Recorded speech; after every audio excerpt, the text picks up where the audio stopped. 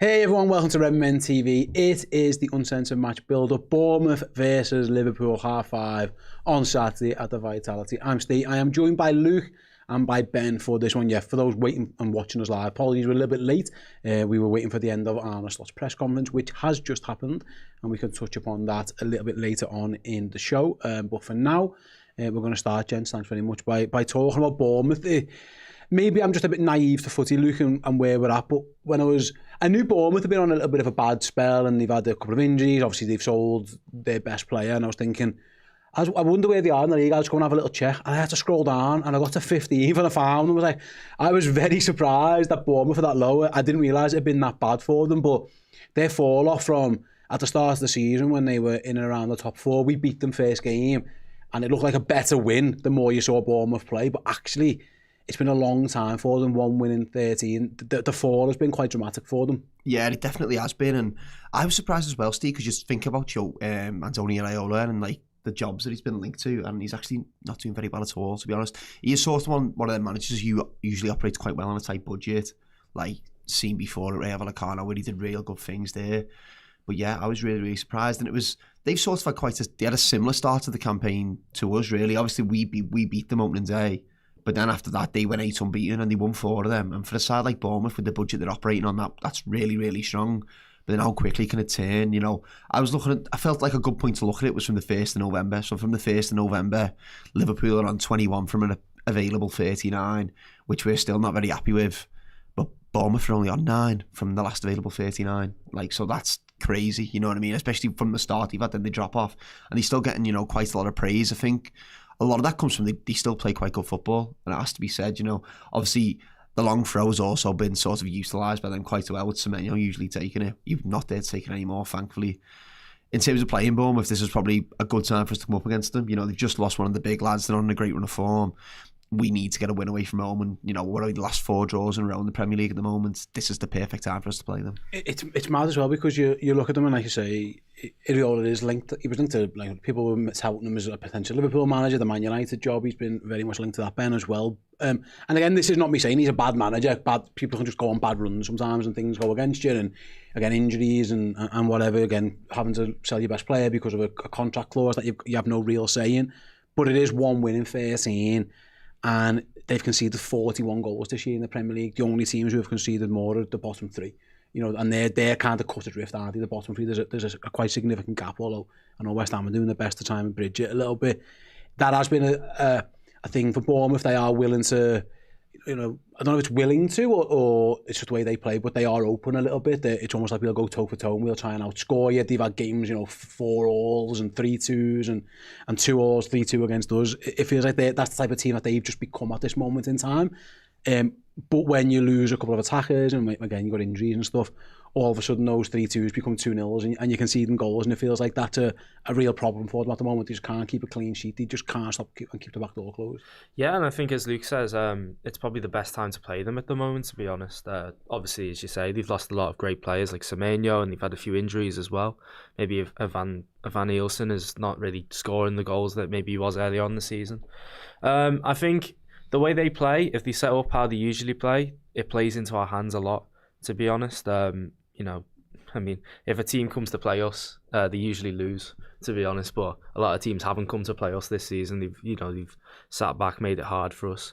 We've got a great record as well at the Vitality. So hopefully, I'm really hoping we can get in there and batter them, to be honest. It'd be nice. It's 8 games in all competitions. They kept that clean sheet, and that was the home game against Chelsea. They conceded 4 against United. Burnley scored 1 past them. Brentford scored 4. Then Chelsea went and scored 2. Arsenal scored 3. Tottenham scored 2, although they did win that game. Then they had the cup game against Newcastle where they conceded 3, and then you can see 1 against Brighton. What they do actually, they can score a goal, though, Luke, and even with the injuries, and by the way, I'll just read through some of the injuries because it's quite significant. They are without quite a few players, and they just lost Tavernier as well, which will be a blow to them.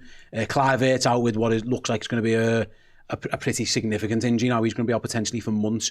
Obviously, we all know Ben Doak, he hasn't played for a while. Tyler Adams is out. Unal, again, another forward, he's out. David Brooks out with an ankle. Dennis, and again, Soler.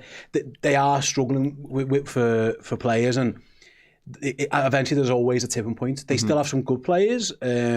I've been impressed with Krupi. Evan Nielsen's a good player. I think, you know, he's shown that he can score a goal, or you are right, he hasn't been prolific. But it feels like maybe the injury tipping point, and then this old Semenyo on top of that. And I know they're in the market for new players to replace him, but it feels like maybe the tipping point's just come to a point, Luke, where their attack now isn't good enough to make up for how bad their defence has been, if that makes sense. Yeah, it does. I think that you're probably going to start becoming over-reliant on like Krupi, because he's had some excellent games this year, but he hasn't necessarily been the starter all the time. He's usually been making the appearances from the bench and getting himself a goal, but I swear he's a really young lad, isn't he? I wouldn't know how old he is, but I'm pretty sure he's got to be under the age of 22, something like that. So you're becoming over-reliant on pretty much someone, a very inexperienced footballer. You know, you've just sold Semenyo, who's got a couple of years under his belt in the Premier League, grew up in English football, been at Bristol City. He was your main man, really. He was your reliance for creating, maybe not necessarily scoring all the goals for Bournemouth this year, but definitely being in the right areas at the right time. What would trouble me is on the turnover and on the counter, the way Iraola usually plays is it's the quick break. It's either the 4-2-3-1 or the 4-4-2, and they go as quick as they can. That's where Liverpool, in my opinion, look the most vulnerable. We have this jockey culture at the moment where everyone just jockeys the man all the way back to the goal line, and they just let them get a shot off. That's what would worry me. But if they're going to they're probably going to play a low block, you know, mid to low block. We're going to have to open them up. How Liverpool lineup's really going to dictate the game. Because if Liverpool line up with the box midfield like we did on Wednesday against Marseille, we might have real issues trying to open them up there in that low block, because there's no sort of centre forward who's always going to be in the middle of the pitch. So I imagine he's going to have to change the system somehow. Maybe you put Ekitike further up. But I would think we're going to have a lot of the ball, and if we overcommit a few men forwards on the turnover, they are going to be quite strong. And it is worth mentioning, like I say, even when in this run, where it hasn't been great, of course, hasn't, you know, you one win in 13 Premier League games. I think it's one win in 14 all comps, including that FA Cup penalty defeat to Newcastle. But like, you know, it was 3-2 when they beat Tottenham, when they won, and it was Semenyo with like the last kick of the game. But, you know, Arsenal went to 3-2. They drew 2-2 with Chelsea. They drew 4-4 with Manchester United. They drew 0-0 again with Chelsea. Sunderland was 3-2. They're not really getting battered. The game against Brentford which was the day after Boxing Day, was kind of the exception. While they're losing games and they're not winning too many, there's a lot of draws, or there's a lot of defeats by the odd goal. No one, again, that Brentford game was a bit of an exception, really, where they did handily get beaten. No one's wiping the floor with Bournemouth. Like, this idea that, you know, you injuries and they concede loads, you would be shocked if Liverpool went like scored 3, 4, 5 past them and made it like a simple game. They are in every one of these games. They're just not getting the results that they want. Yeah, I think as you said, they're a great team, and I think they've just had a really difficult run, and, you know, obviously a lot of difficult things. I mean, I'm not too sure, but do they have a lot of players at AFCON maybe as well? That could be a factor in it, I suppose. I'm not sure, but yeah, I think the games that they have lost, as you say, they've been quite close. You know, even this Newcastle game, they lost on penalties. It was 3-3. So you could say maybe it's just a bit unlucky for them at the moment. And if you want to get your luck up, play Liverpool at the moment. But yeah, I think we have to be in the top of our game anyway. And I think, as Luke was saying there about, you know, they're going to set up in that low block, mid block, and they're going to try and get us on the counter. I think we have to really just be prepared for whatever comes at us, to be honest. No, yeah, absolutely. I'm just looking at the head-to-head here, and I didn't realise it was this good. Like, it's last 10 games, we've won 9, we've only lost 1. I didn't realise that's how strong it was there. Yeah, we just don't. Yeah, it's absolutely. Liverpool's record there is good. On the AFCON stuff, by the way, they never, because Semenyo didn't go, qualify, yeah. And then it was Adley who didn't get in the Morocco team. I mean, maybe they could have done with him. Yeah. Can he take a pen? You might have been out today. No, can he look after a towel? You know what I mean? Yeah, how good is he? Man marking a goalie with a towel. But yeah, it's been a tough one for them. It is worth mentioning. But I go back to it, and I'll come back to you, Luke. Like, every time we sit on these shows, and we do 50 odd of these shows a season, these build-ups, because Liverpool play all the games, the first thing I look at is who can score a goal, and I say that often, and I apologize for repeating myself. Even with the injuries they've got, and I know no Clivert, obviously no Semenyo now, no Tavernier, who's come up with a few. In Krupi and Evan Nielsen in particular, they are two lads who have shown it. They can take that chance. So I know Arne Slot spoke about it today in the press conference here, and it was like, yeah, you know, we're not conceding tons of chances, but sometimes teams are getting one and scoring a goal, and he's maintained that a little bit. And then he said, actually, in Marseille, we conceded a few and didn't. It's just like the balance of things. But there are lads in that Bournemouth team who can score the goal if you present them what. They might not need 7 chances to score a goal against Liverpool, because that's been the case so far. And I go back to it, they have got those two in particular, the two that will think, you know what, if a chance falls them on in and around the edge of the box, they've shown this season that, you know, against Arsenal, for example, they are more than capable. Kruppi did it at United, didn't he? He scored, like, he scored a great goal. Yeah, he scored a very good goal. They have got goal scorers in the team, and that is something we're going to have to watch out for. Yeah, definitely. I think we always concede a silly chance, don't we, recently? And that's how it goes. And then a few times, I feel like we haven't been getting quite out of jail like we used to. Alisson hasn't been making the huge stop that he usually does. We seen that Alisson on Wednesday night. Alisson saved us a couple of times there, in my opinion, made a few big saves where, one of them where you expect them to make them, but if they go in, you sort of go, oh, you know what, it is a good strike. You know, the different one from Mason Greenwood, where it sort of bounces, he gets over and makes the save. We're reliant on him sometimes. I think he has one late on as well, doesn't he, Steve? I forget who takes the shot, though. In injury time, like, yeah, and he makes another big stop there. So, in recent seasons, he has been our get out of jail free card, and we're likely to need him just for this year, factor if we know of one falls. Evan Nilsson, he's a couple of years in the Premier League now, isn't he? He's always getting up there, about 10, 11 goals at least. So we definitely got to watch out for him. In my opinion, when he leads the line on his own, I don't think he's that tremendous, in my opinion, because they always sort of set up in this sort of 4-5-1 shape, and then usually whoever's playing second striker does push on and it becomes more of a 4-4-2. I think he plays better in that sort of system. When he's up front sort of on his own leading the line, I feel like he can get a little bit lost. Interesting on the Liverpool side is we didn't really get a proper answer of whether Iber Konate is going to be playing after, I think his dad's passed away, hasn't he? So obviously condolences to Iber, you know, let's hope he's okay, but we don't know if he's going to be playing. Is it going to be Joe Gomez? You know, in my opinion, Joe Gomez put in a pretty good performance on Wednesday night. I'd like to see him build on it if we don't have Iber Konate. Might also be a bit too soon with him coming back in, but he'll definitely have a test, maybe more of a test than what he had on Wednesday. Yeah, absolutely. We'll touch on Liverpool's team at the end of the game, actually at the second half of the show for sure. But the last one then, before we move on and go to break and then talk about the Liverpool team news and stuff, Ben, on Bournemouth at this moment in time is what I would praise them for. And again, they've had lots of issues, and that's why they're 15th. It's mad because they're only 9 points behind us, so 15th can become 8th. It's really tight, isn't it? The Premier League is so tight. They don't feel like a team who just gives up. I was mentioning those games before, you know, they were down to Arsenal and they try and mount a comeback. You know, they take advantage of the mistake in that game, get ahead. Arsenal do the Arsenal thing of coming back, set piece goal, whatever, and then Bournemouth go again. They did that at Man United. They were in front and then they were getting beat, and it was like, oh, United have done the United thing, that they more common in my era than perhaps the current era, and then Bournemouth go again. They are not the team who will just lay down. If you're beating them 2-0 and roll over, and that for Liverpool, I saw Michael Reed's stat the other day, which was a great stat, and Sam mentioned it on the Final Word show yesterday. Like, it was the first time yesterday that we turned a 2-0 into a 3-0 for months. Like, we just don't do that. It's 2-0, and if there's another goal in the game, it's always them getting back to 2-1, or you know what I mean? They are not the type of team we were going to lay down. Liverpool needs to be very, very careful. Like, even if you go ahead, an Areola Bournemouth team who are very intense, they're not just going to roll over. They're going to go right till the 90th minute, and that is something that I think has been a problem for Liverpool.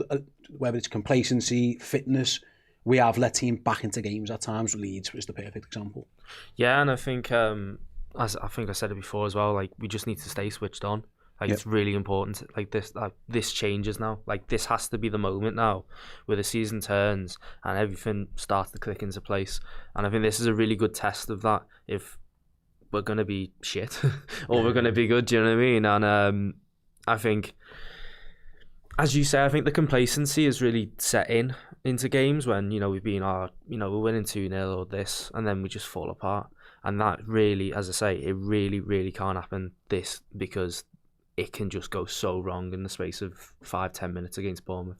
As I say, they've got the players who can hurt us. They've got Evan Nilsson, and they've got Kruppi as well. Yeah. You know what I mean? So they've got players who can seriously hurt us. And if we're not switched on to it, and maybe Gomez isn't fit enough or something like that, he's not, falls asleep at the back post, or just stupid little things, we're going to be punished for it. You know what I mean? think teams recently, when they play Liverpool, after half time, it's almost like their manager's team talk must be, just hang on in here, lads. We're only one down. Let's just hang on in here, because eventually you'll get your 5 to 10 minute spell and you'll just have to make it count. And if they can ride that spell and get themselves a goal in that period of time, all teams, by the way, then it's not been looking too good for Liverpool. Liverpool need to stop that spell from happening, and we need to stop that lapse. It usually happens around somewhere between 50 and 65 minutes where we'll just fall apart for 10 and then we'll get our heads back on. we need to stop that from happening, and that's how you win games of football like this. Yeah, absolutely, mate. You're spot on. Right, then we're going to go to a quick break, after which, we'll talk about Liverpool's team news, who's available, who isn't. Will the manager make any changes? Should he make any changes? Stick around, we'll be back with part 2 after this quick break. Hello everyone, welcome. Thanks for joining me. I am here to tell you about this incredible giveaway that we are doing for our legend subscribers on Redmen Plus. This is Craig Johnson signed Crown Paint shirt.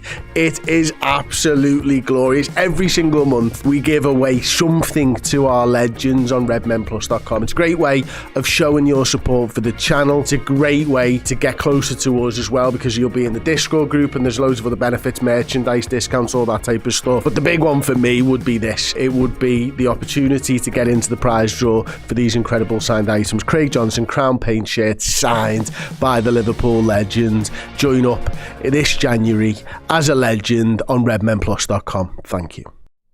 Hey, welcome back. Get yourselves involved, become a Legend subscriber, either on the website. I would recommend going to the app and downloading the Redmen Plus app and doing it over there, and you'll be in that prize draw, which will take place at the end of next week. Thank you. Right then, let's talk about the Reds.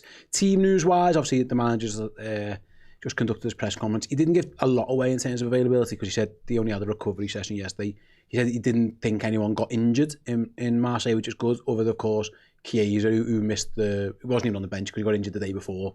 He was on the bench, he wasn't available to play, rather. He's 50-50, so we'll see where we're at. I mean, he wouldn't have been in the 11 anyway. He might have got himself off the bench. And again, the manager didn't specifically rule out Ibu Konate, but he did say Ibu needs some time. So read between the lines, potentially not, but we don't know for sure at this time of recording. And also, it doesn't really matter. Hopefully, whatever Ibu needs to do to get right, gets him right. So we're going to presume for now he's not going to be available. Yeah. And it'll be a very nice, pleasant, wonderful surprise if he is. But yeah, he doesn't need to rush himself back. Of course, he doesn't. So that's where we're at with team news. The manager, Ben, said Bournemouth, all the stats show that they are one of the most intense teams in the Premier League. All the running stats, they are very, very high up there. The manager also mentioned, they've had a week off. We've played Wednesday, Saturday. The only Champions League team, I think the manager, the little point there to say, we're the only Champions League team. We were getting 2 days rest. The Thursday teams get more, but they get Thursday, Sunday, but everyone else is getting longer breaks. The idea, in theory, generic football chat would be, you've just won 3-0, keep the same team. That's what everyone would think. Why change it? But there's 2 conversations to have. You've got to deal with how Bournemouth are going to set up compared to Marseille, and it will be different. Marseille do the man-to-man stuff. Bournemouth won't really do that. And secondly, they've had a week's rest and we haven't. So it would be very, very easy to say just pick the same 11. But it feels like that might be a little bit of a risk if he does that, just based on purely what he said today in terms of their intensity, plus maybe what it took out of us in Marseille, which was a pretty intense game for us. Yeah, I think he might fiddle with it a little bit, but I still don't think that he's going to change it that much, to be completely honest. The options aren't plentiful. It's worth mentioning. He's got a few, but I'm probably so far the other way from you. I think you just go again. No, I think he's probably going to tinker with it quite a lot, because I think we've played that box midfield a couple of times in Europe now this season. Frankfurt comes to mind as well, but we played it a little bit narrow with it. We saw some of Ekatike and Isak up front. This one was sort of like, for the first half an hour, you couldn't tell me he was the recognised number 9, and there weren't one. We were just playing in the box midfield, and I think what he did was he looked at Marseille's shape. They set up in that 3-4-3 and just thought, right, if we stick them in a box, we'll just pass them off the park. You know what I mean? And then we'll play the forwards in behind. That's not going to happen with Bournemouth. They're not going to come to play. They don't play a 3-4-3 for one, and they're not going to come to try and beat us like Marseille at times did. They commit men forward. They're just going to sit everyone behind the ball and play on the break. If we play without a recognised number 9 in a box midfield, there's absolutely no chance we're going to score a goal. We can hardly score from open play as it is. So I think we might set up similar to how we set up against Burnley, because even though all the criticism, I probably do side with the manager on that. And if you look at the XG, you look at the shots on target, the clearances off the line, we should have got over the line there. We really should have won that game of football. And that weren't a bad performance. It just looks bad when you group it with the rest of the results we've had recently. If we won the 3 before and then drew that one, everyone would have gone, well, we've been unlucky there. It's just because we drew the 3 beforehand. Yeah, absolutely. And he said that himself today. I think one of the journalists said, you've had 2 of your best performances, and he was like, me and you might be the only ones who think we played well against Burnley. You can add me and Luke to that conversation. I thought we did. The result was poor, but Liverpool did okay. Just need to finish it in, and that is part of football. It is worth mentioning. You shouldn't ignore it. On that then, again, if he wants to rotate us back 4 rather, Ben, it doesn't appear. If he wants to bring Andy Robertson in, that is definitely an option. I'm not sure why he would do that right now. Yeah. Again, he said Kirkes is getting stronger and fitter and is used to playing more games. it feels maybe Qarabag at home might be a better one for Andy Robbo. So given that we think Ibu isn't going to be available, I guess that is one place, that back four, where he probably isn't and probably shouldn't rotate. You go again with Frimpong, Gomez, Virgil and Kerkez. Would you agree? Yeah, I definitely agree with that. I think that's like the area that I wouldn't change. I think maybe you could have a conversation about the midfield, maybe Jones comes in for this, something like that, maybe, possibly. But as you say, we haven't really got any options at the back four at the moment, so... And you're not going to change the goalkeeper, are you? It's the Frimpong is a question, though. The Frimpong issue is something to talk about. Better way to frame it, because again, you've got to be careful. You can't play every game. You've got to look after him. But Conor Bradley's injury, Ibu's away. You haven't really got another right back. Calvin Ramsey's available, but he doesn't pick him. So he's the only one that you might have a half an eye on. And maybe you're looking potentially again at get through the weekend, keep Frimpong in, because he's in really good form and he's playing really well, and he's definitely providing an attacking threat. And Qarabag might be the game where you potentially put Gomez at right back if you need to, if Ibu's back and ready to play. They do have to be very careful with Frimpong, because 2 muscle injuries, coming back and then playing every minute almost of every game, the worry is he breaks down again. So he has to play, and I think that's right, but it is just something that we all need to keep an eye on. Yeah, I would play him definitely against Bournemouth. I think I'm siding with both views. I'd go unchanged in the back four, and then Qarabag comes along on Wednesday night, isn't it? All the games are on at Wednesday at once, by the way. Spectacle if you sat at home, because I'm sat on the ground. We'll have to... We'll be keeping an eye on the league table in the studio. Trying to figure out who's who. But then you can, like you said, you can bring Gomez in at right back, and then if Konate's back on Wednesday, you can go there. If not, you can play, Konate there, and then he's on about Calvin Ramsey in the press conference there. Is he excluded for Champions League football? Yeah, you can't play Champions League. So you're done there, aren't you? Maybe, I don't even know who else is fit. What are the midfielders? You know what I mean? Jones or Szoboszlai would have to be, wouldn't it? So you do need to look after his minutes, because it was sort of like, it's like there's something in the Liverpool air. Like, he's never had an injury, and then 2 muscle injuries in the space of 4 or 5 months. Intensity of the Premier League, I think. Yeah, might be a little step bit of that. Yeah, might be that. But yeah, I on him, to stick with him, and I think he has been such a positive for us in an attacking sense, whether he's played right back or right wing. The pace, the pace is frightening, and whether he's playing right back or right midfield, right wing, whatever, his ability to just get to the byline is something that you just don't see really, because everyone cuts inside. The world's changed, but he definitely brings something to us. And the ability to get back helps as well when you get that far forward. I've been really impressed with Frimpong, and I would be disappointed if he didn't play. Again, manage minutes accordingly as you have to, but he's one who I think should start, because he's been in really good form. Yeah, I think there was a lot of people weirdly at the start of the season writing him off after 2 games, even though he was one of the best players in the team. But that's up to them and Twitter, isn't it? Do you know what I mean? But no, I kept saying the whole time, while he was injured, I was like, look, this team is really missing someone from that defensive area to really get into the attacking areas. And I was like, when Frimpong's back, it will change the team a lot because of how good he is at actually doing that. You can maybe question him a little bit, is he as good defensively as, Conor Bradley or something like that? But I think the ability that he has, as you've said, to really get on the ball and just get forward with it, the pace is frightening, the ability to get in there and get a ball in the box or something like that, I think it just really outweighs anything that really, most defences have in the attacking phase, you know what I mean? Absolutely. And obviously we've lost Trent as well, so you've lost that passing ability. So I think it was a really good decision in the summer anyway to bring in someone who offers that more traditional sort of attacking overlapping runs. I think he's quite a bespoke player who doesn't quite fit our system yet, and I think the issue with there is he's not physical enough to play right back. He's quick, he's rapid, but he will be targeted aerially.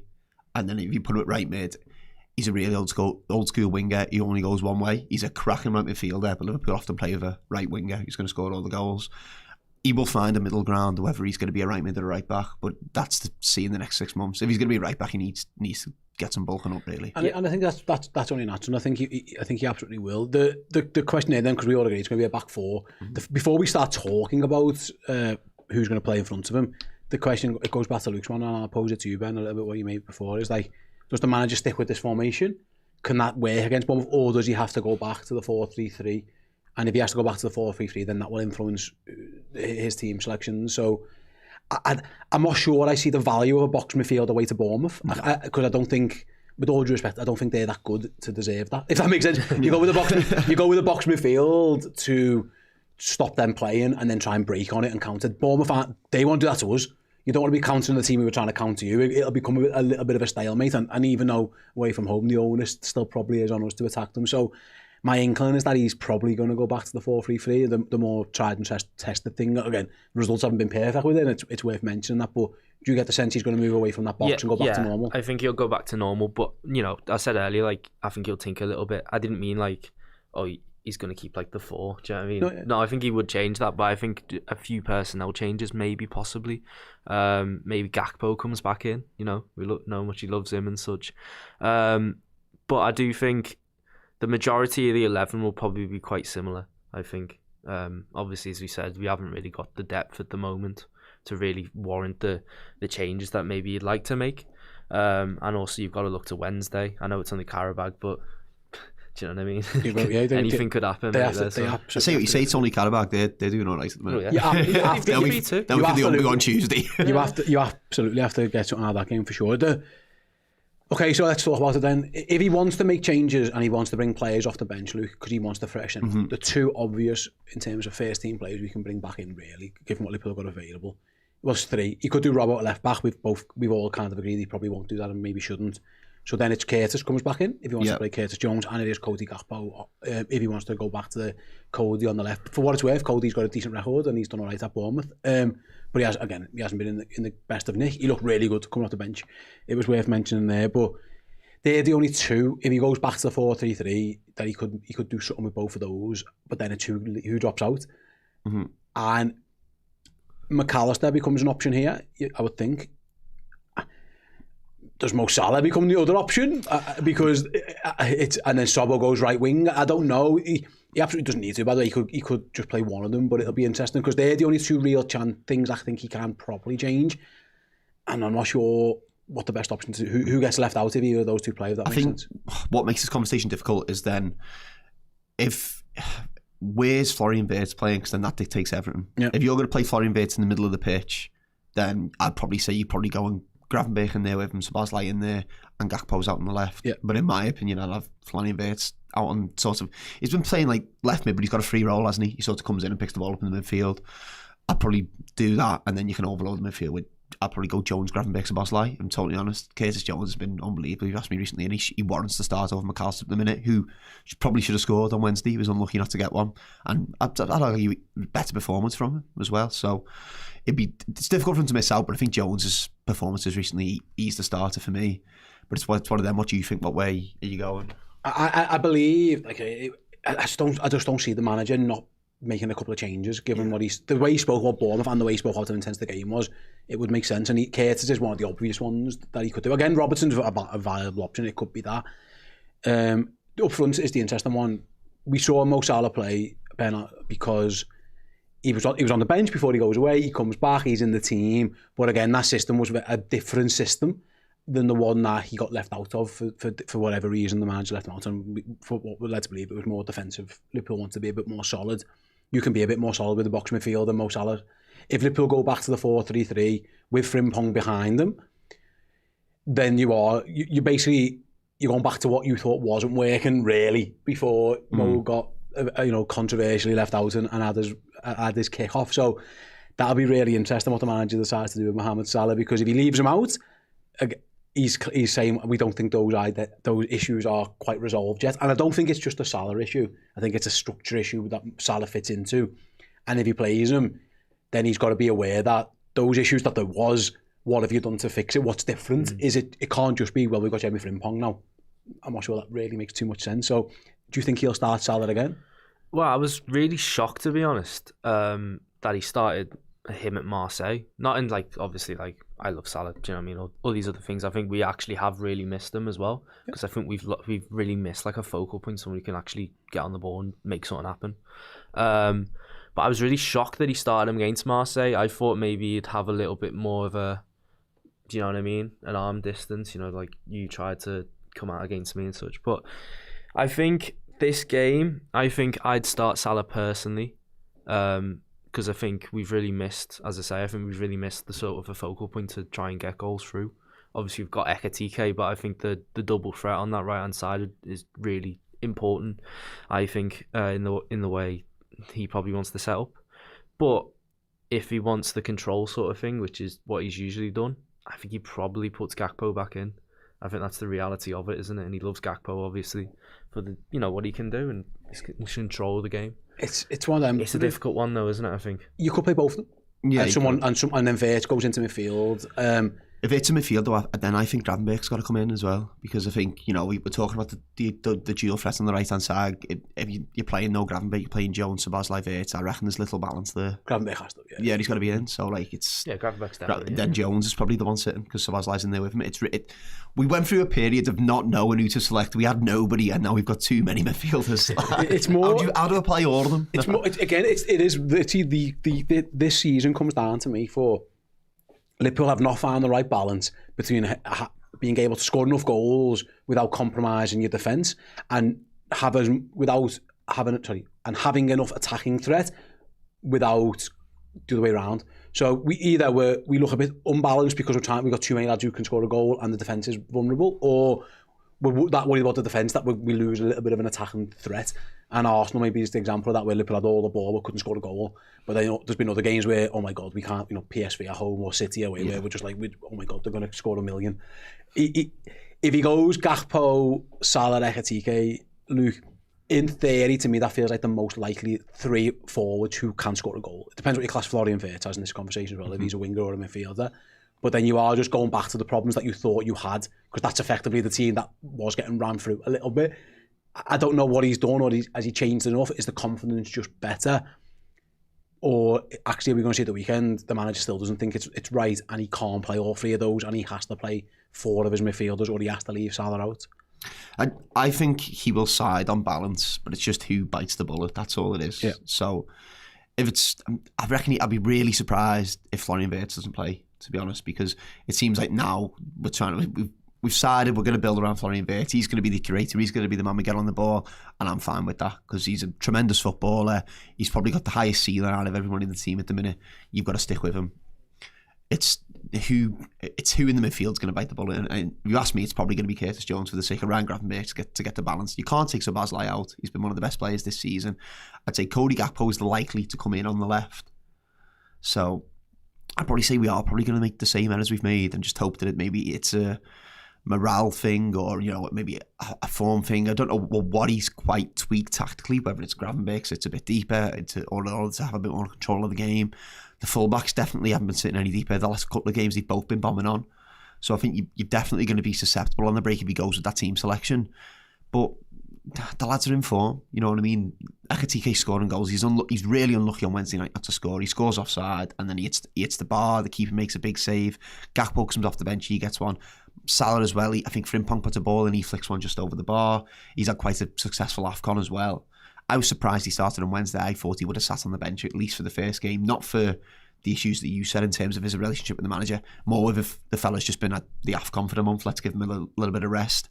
Would that come here? I'd probably say out of all the changes, that's the most likely, but I do think he'll make the sort of same mistakes we made earlier in the year. It's just whether you go, you know what, you can score against these. Yeah. If you go Wirtz, Gakpo, Ekitike, Salah, there's goals. There's definitely goals in that. That is much more potent than some of the attacks that we've had recently, where it was, for example, Ekitike, Frimpong, it felt like, when Ekitike was out and it was Gakpo there, it just didn't feel like there was enough goals in that team. That one has got goals in it. It's whether you can keep the back door closed with it. I think you probably should be able to.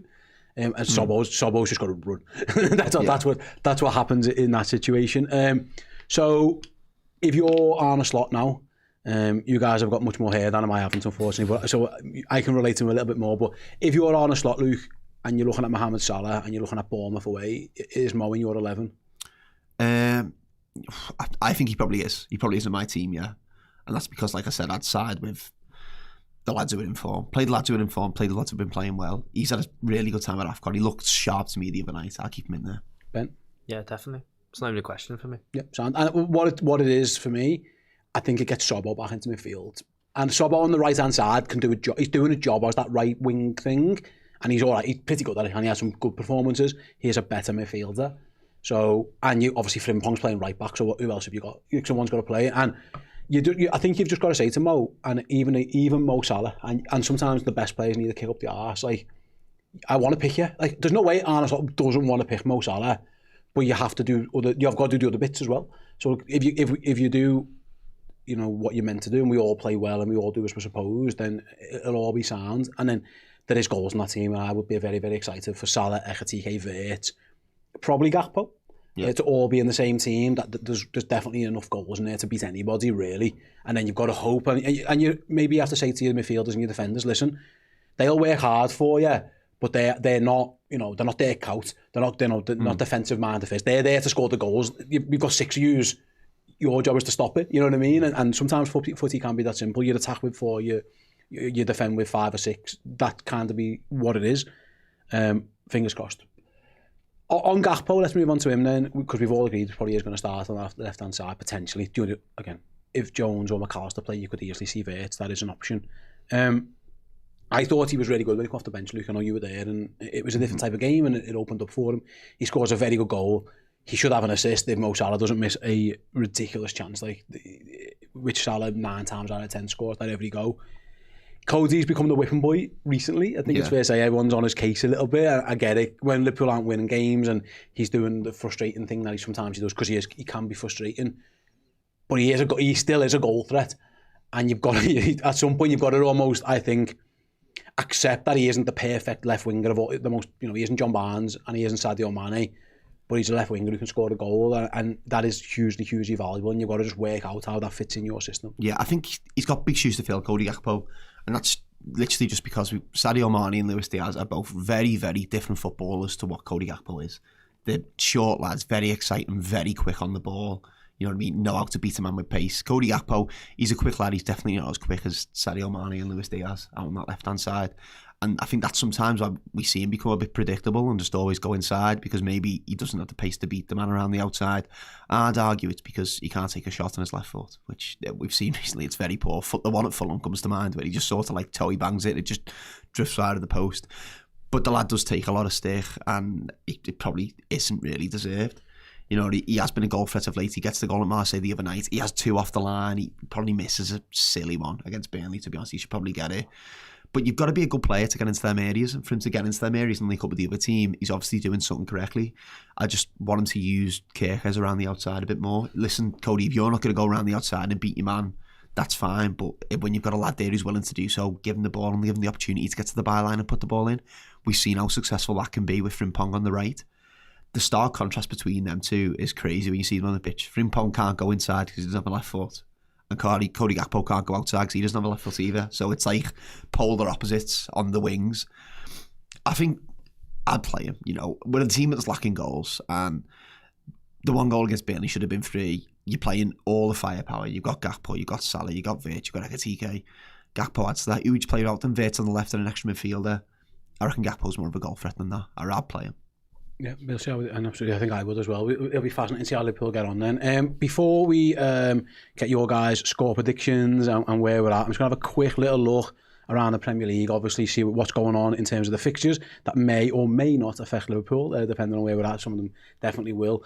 In terms of this top 5, whatever battle we're in at this moment in time, that's what we're looking at here. Newcastle, Villa, Arsenal, Man United, Palace, Chelsea. They're the ones that I think that we're all keeping most of our tabs on in terms of, we all think, you know, although City are a bit of a blip, I think they're going to finish 1 or 2, maybe 3 at worst. These are the other ones. Everyone's playing someone difficult in terms of the table there. Bournemouth, Liverpool, Palace host Chelsea, Newcastle host Villa, Arsenal, Man United. It does feel like there's going to be more twists and turns in this one, Ben. I'd be shocked if all of Liverpool, Chelsea, Villa and United, for example, all won, because that's what kind of would be the worst case for Liverpool, I suppose, other than us winning, of course. It's a big opportunity, I think, for Liverpool if they can go and beat Bournemouth. By the way, they play that game before all those other games. Yeah. They're all Sunday games. There's a real opportunity here to again, after United and Chelsea close the gap with good wins and we drew, there's a chance to extend it a little bit again, because I'd be shocked if they all won those tough away games. Yeah, it's really strange, isn't it? Because if we win and everyone starts dropping points, we've been so bad and we've still got a decent amount of lead. Listen, mate, we're on the longest unbeaten run in Europe. Oh, sorry, sorry. Take some respect to the European unbeaten run, please. Arnie Slot, stop the rot. No, but it's unbelievable, isn't it? It's like they're really difficult games. I'm really interested in the Newcastle Villa game, actually, because I think that's a really huge game for Newcastle in itself. Because if they lose that game, I think it really makes it really difficult for them. I mean, I know it's so close, but you've got to beat Villa if you want to get in there. I think the Chelsea Palace one, that's another great one. Do you know what I mean? You can see Liam Rosenior, aging men, and I think Palace would be in a bit of poor form at the moment as well. So if Palace want to even fight up there, they've got to win that. And then obviously the big one is Arsenal United, isn't it? And You'd expect Arsenal to win on Man United, but you never know. United, it seems to be every year United seem to get something off them. I think, yeah, it just every year. I just want to know how they blagged the 4:30 kick-off time on a Sunday when they played on Tuesday in the Champions League. Like, that's ridiculous. Aren't they playing the Carabao Cup as well midweek as well, aren't they? Yeah. I'm pretty sure. So the Saturday would have been better for them. Who's organising this? Get me in charge. Sky is who's organising. Get Arsenal Man United. That Palace game as well that you touched on, I reckon Chelsea will roll them. That'll be a couple of goals that day. Palace are falling off at the minute. The manager's falling off. Mateta wants to leave. Everything's gone, mate. Yeah, that Palace bubble kind of burst, hasn't it? Unfortunately for them. But yeah, Liverpool need to do the business. Do you think they will do the business, Ben? Score prediction time, do you think they're going to beat Bournemouth? I'm really hoping so. That wasn't the question, Ben. We all hope so. We would be sat in the studio. This is also true. Yeah, I'll say 2-1. Okay. I will. Nice. I think we'll concede a goal as well. So I'd love us to have a clean sheet, but I don't think we will. I'll go 3-1. Another 3 goals. That'd be nice, wouldn't it? I think 3-1 as well. I agree. I'm going to go Liverpool win. Yeah, definitely to us. Yeah, to clarify that one. Let us know in the comments section on social media, all that kind of good stuff, what you think the score prediction of Bournemouth versus Liverpool will be. Just as Sven has done in the chat here, he says 3-1 as well. We're all on the same page. Lovely. Except Ben. Yeah, not optimistic. So yeah, we're 3 out of 4. That's where we're up to. He reckons Hugo will score twice. I think I wouldn't be shocked if that happened. Right then, first of all, thank you everyone who's downloaded the app. Please go and do it if you haven't already. It's completely free. Go and search Redmen Plus in your app stores. Download it. It's the best place to get all of our amazing content, including the watch along of this weekend's game. We will be live on the app, both on YouTube and on our subscription service if you want it ad free. We go live at 4:10, so do come and check it out. We'll be live right through the entirety of the build-up, the game, and then some post-game reaction as well. So yeah, thank you very much to Luke. Thank you very much to Ben. Thanks to all you guys for watching or listening. Catch us all at Bournemouth at the weekend. See you in a bit.